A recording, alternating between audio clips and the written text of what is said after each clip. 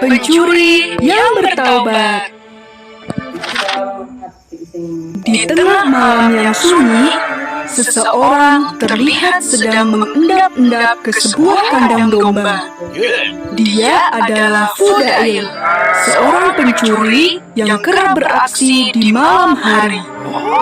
Kali ini, dia berniat mencuri seekor domba milik seorang saudagar. Fudail mengeluarkan pisaunya yang telah diasah dengan tajam. Dia meraih satu domba terdekat dan menyembelihnya. Domba itu langsung terkulai sebelum sempat mengembik. Namun, aksinya yang tiba-tiba ini membuat domba-domba lainnya gelisah. Kegaduhan pun terjadi. Satu persatu domba itu mengembik. Fudail segera memanggul domba yang sudah terkulai itu dan segera berlari secepat yang dia bisa. Domba itu terasa berat di pundaknya, tapi Fudail tidak bisa berhenti.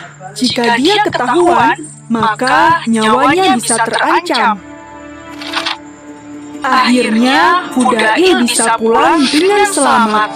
Dia segera menguliti domba tersebut dan memotong-motong dagingnya menjadi beberapa bagian. Besok pagi, aku akan menjual daging domba ini, kata Fudail. Namun, aku tidak bisa selamanya mencuri kecil-kecil begini. Bertahun-tahun kemudian, Fudail tidak hanya mencuri, namun dia juga merampok dan membunuh. Dia sudah tidak takut lagi pada hukum manusia.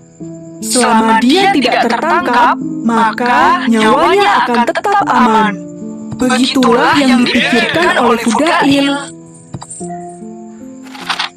Orang-orang terdekat Fudail sudah berkali-kali menyuruhnya kembali ke jalan yang benar, berhenti mencuri.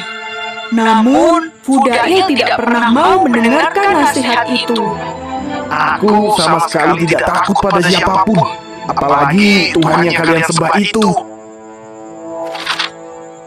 Hari berikutnya, terdengar kabar bahwa seorang saudagar kaya baru saja pindah ke kota mereka.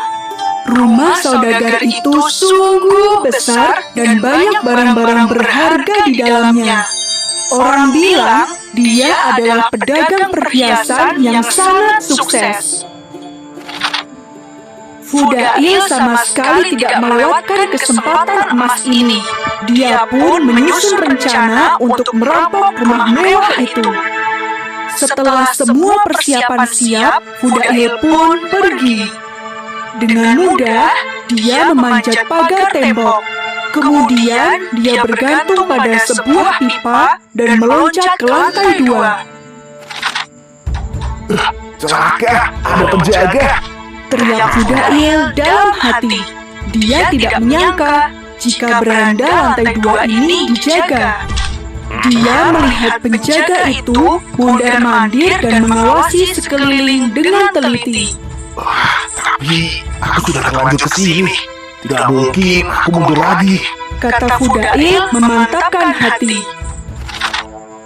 Gerakan Fudail begitu gesit dan tanpa suara. Dengan mudah, Fudail melumpuhkan penjaga itu.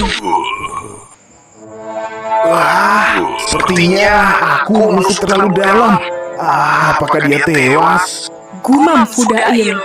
Sebenarnya, dia sudah sering membunuh. Namun, akhir-akhir ini, dia merasa tidak tenang jika membunuh tanpa rencana seperti ini. Fudail meninggalkan penjaga itu dan berjalan menuju jendela, bermaksud untuk masuk ke dalam rumah. Namun, langkahnya terhenti ketika dia mendengar sebuah suara yang merdu. Apa ini? Larut malam begini masih ada yang terjaga dan bernyanyi dengan sekeras itu, umpat Fudail. Dia tidak mengira kalau rencananya akan berantakan seperti ini. Fudail terpaku. Dia mulai mengenali apa yang dinyanyikan oleh si pemilik rumah. Itu bukanlah nyanyian, melainkan bacaan Al-Quran. Fudail sudah sering mendengarnya. Namun, sampai saat ini, dia tidak pernah tertarik sedikit pun. Namun, kali ini berbeda. Suara itu begitu merdu dan terdengar fasih. Sungguh mengelulukan hati. Fudail tidak kuasa berlama-lama di sana. Dia pun segera pergi. Di tengah jalan, Fudail berhenti di sebuah reruntuhan. Dia bersembunyi di sana dan mulai terisak. Ya Tuhanku, ya Rob, aku sungguh berdoa. Sudah terlalu lama aku mengabaikanmu. Akankah Engkau mengampuniku jika aku bertobat sekarang? Setelah itu, Fudail pergi ke Kufah untuk belajar agama. Dari ulama-ulama besar di sana, Fudail berhasil menguasai ilmu dalam waktu yang singkat. Hingga akhirnya beliau menjadi salah satu dari ulama besar yang ahli dalam ilmu hadis.